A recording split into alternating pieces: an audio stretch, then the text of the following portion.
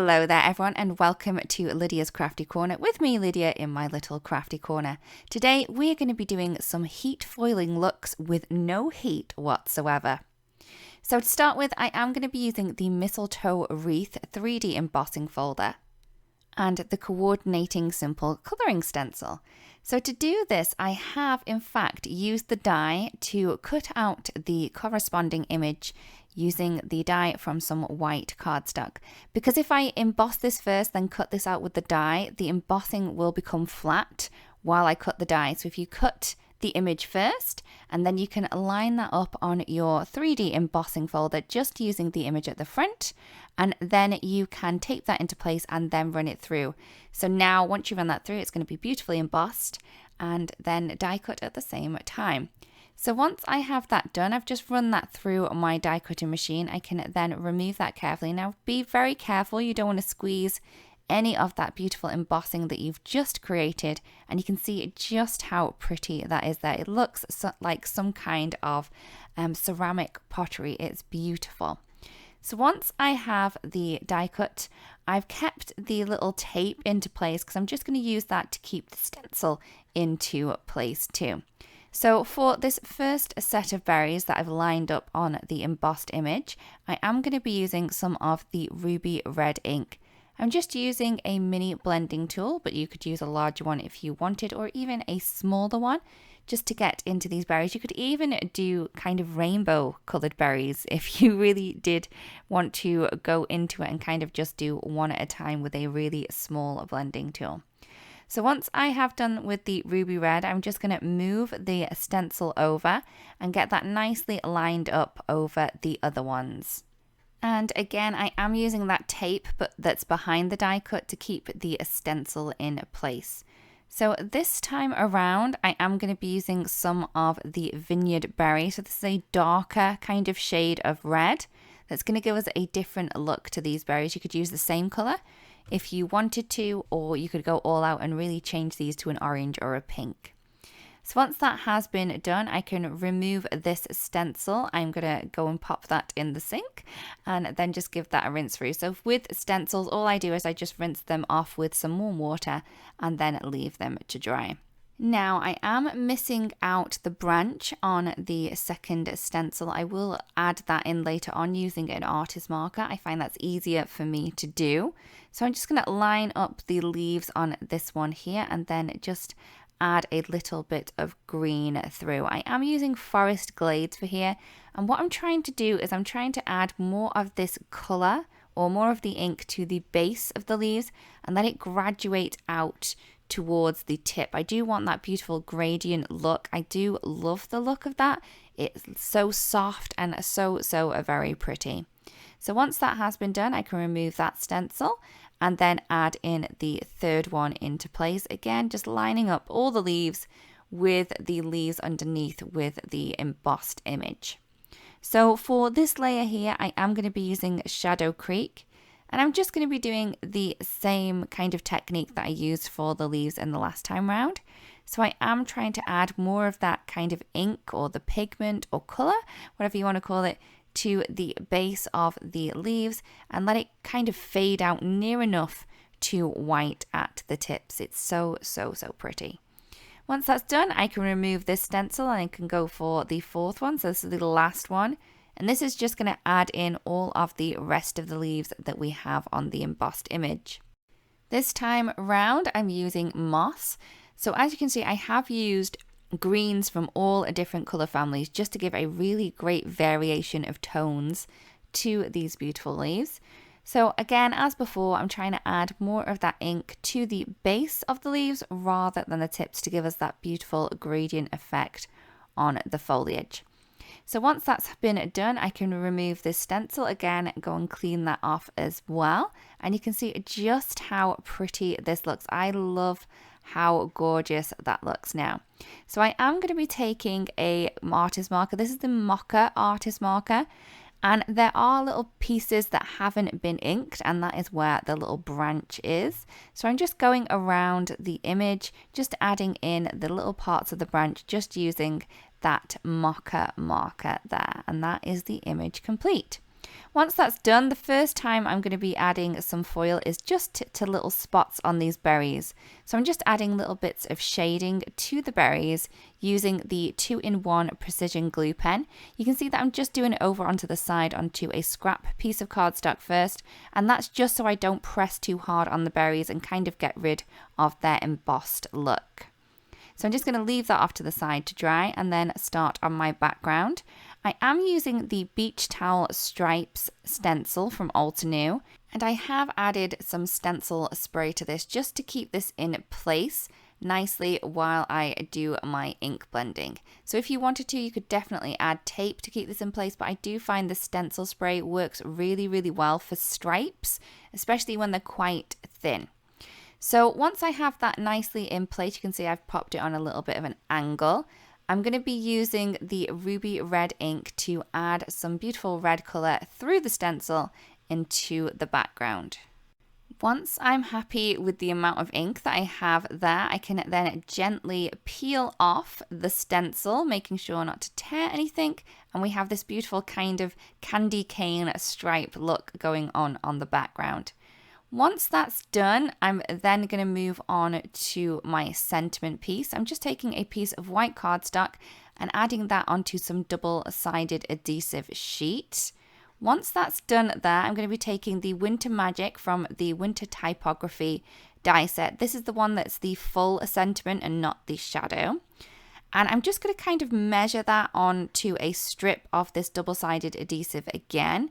And I'm going to cut a strip of double-sided adhesive and add that into place onto the cardstock that has the double-sided adhesive on.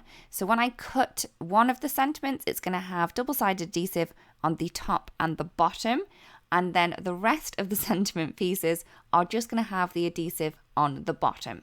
So hopefully that makes sense. Once that's done, I'm just going to cut this strip first so I can cut my first sentiment from that, so I have the double-sided adhesive on both sides rather than just on the back side. So I'm just going to pop that into place onto the strip. I should have cut the strip a little bit wider so I didn't have so much trouble keeping it right within the lines, but you know, you think about that later on. Once I'm happy with the placement on these, I'm just going to add a little bit of tape just to keep them in place. I am also going to be using my metal shim to cut these because there is a little bit more extra kind of weight to this cardstock now that we have the double-sided either side, and that metal shim is really going to help cut these images perfectly first time. So once I have cut these, I'm going to be very, very careful to keep them into place onto that backing piece that we have. So I'm just going to be using a little pin just to pop them through and just to keep them in place while I cut the rest of these sentiments. So I'm just going to do the same here, just add a little pin through there just to keep them all together in one piece.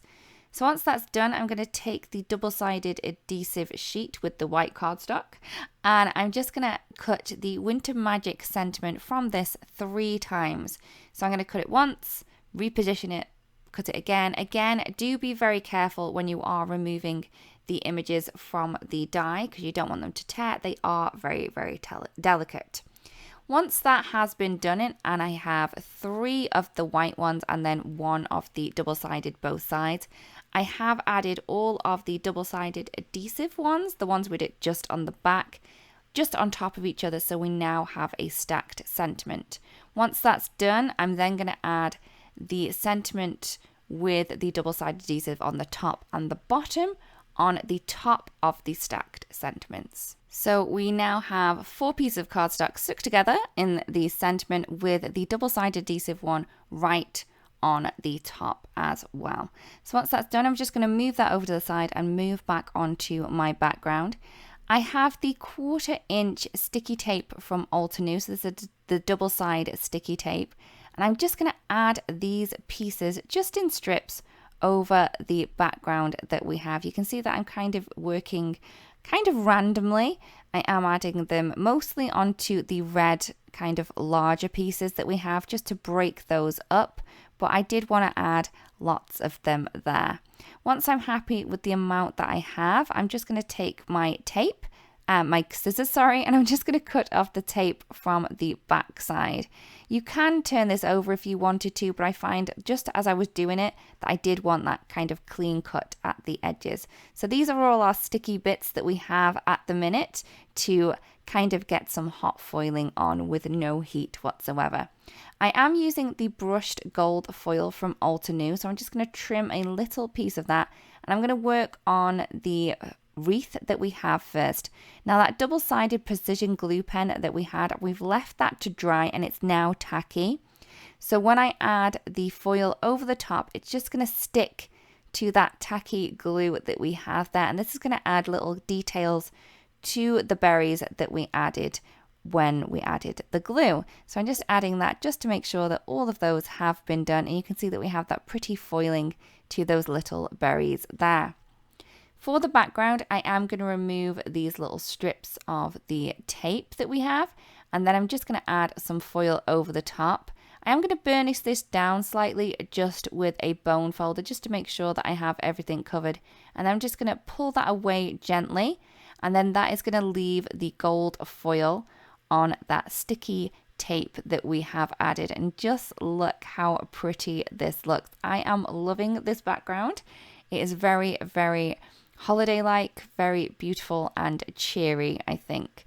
So I'm just going to keep going with this just to make sure that I have all of those little strips done. It's really quick to do, really easy, and I just love the after effect too. So there we go, there is the background complete. So I now have my background and my wreath, but I do find that they kind of need breaking up a little bit from each other.